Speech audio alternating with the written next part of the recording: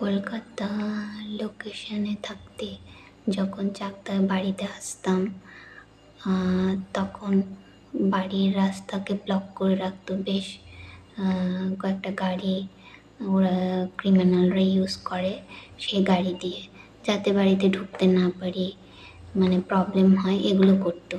মানে একটা শয়তানি টর্চার এই কাইন্ড করতো।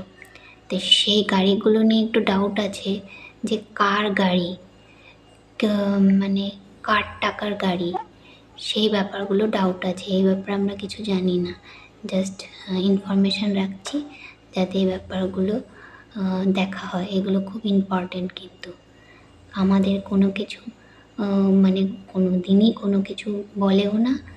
টাকা পয়সা কাকে কী দেয় বা সেইগুলো দিয়ে ক্রিমিনালরা কী করছে সেই ব্যাপারটার জন্য বলছি ইম্পর্ট্যান্ট। ওকে।